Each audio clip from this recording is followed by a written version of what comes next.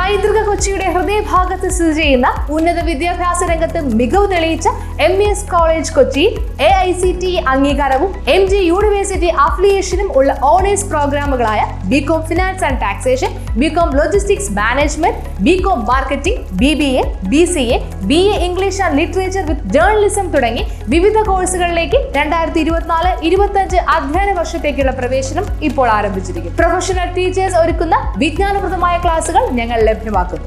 യാതൊരുവിധ ഡൊണേഷനും സ്വീകരിക്കാത്ത ഈ college part 3 വിഷയങ്ങൾക്ക് 80% കൂടുതൽ മാർക്ക് നേടുന്ന വിദ്യാർത്ഥികൾക്ക് MES സ്കോളർഷിപ്പോട് കൂടിയ അഡ്മിഷൻ ഒരുക്കുന്നു. ഹോസ്റ്റൽ വാഹന സൗകര്യങ്ങളും ഞങ്ങൾ ലഭ്യമാക്കുന്നു. MES college Kochi, Mundamveli, near Thoppumpady, Kochi. Contact 0484298067 7902980067. തണൽ സംഘടനയുടെ നേതൃത്വത്തിൽ വയോജനങ്ങൾക്കായി കർക്കിടക മരുന്ന് കഞ്ഞി വിതരണം ചെയ്തു. വൈപ്പിൻ പള്ളിപ്പുറം വയോജനങ്ങൾക്ക് തണൽ സംഘടനയുടെ നേതൃത്വത്തിൽ കർക്കിടക ഔഷധക്കൂട്ട് മരുന്ന് കഞ്ഞി വിതരണം ചെയ്തു. കോവിലത്തോങ്കടവ് സെന്റ് റോക്കി ദേവാലയത്തിന് സമീപം നടന്ന ചടങ്ങ് PJ കുഞ്ഞുമോൻ ഉദ്ഘാടനം ചെയ്തു.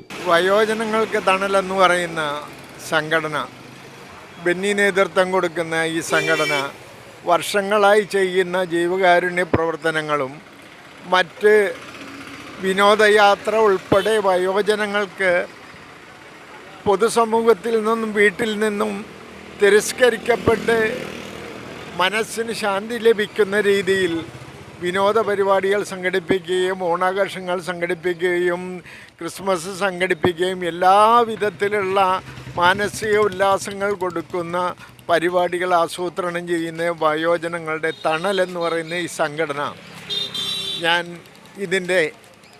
എന്നും മുന്നിൽ നിൽക്കുന്ന ഒരാളാണ്.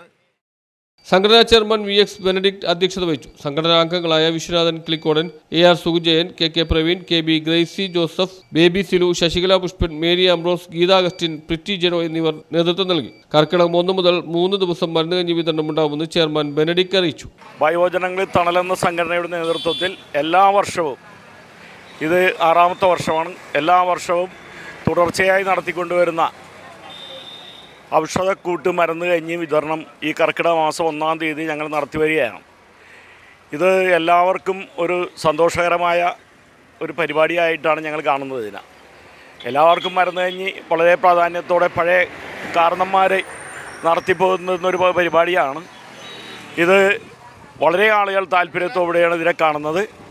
ഇതിന് ഞങ്ങൾ 3 ദിവസം തുടർച്ചയായിട്ട്, ഇന്നും നാളെയും മറ്റന്നാളുമായി 3 ദിവസം ഈ ഔഷധക്കൂട്ട് മരുന്ന് കഞ്ഞി വരുന്ന മുഴുവൻ ആളുകൾക്കും, ഏകദേശം ഒരു 400ഓളം പേർക്ക് ഞങ്ങളിവിടെ ഇത് ന്യൂസ് ബ്യൂറോ, വൈപ്പിൻ.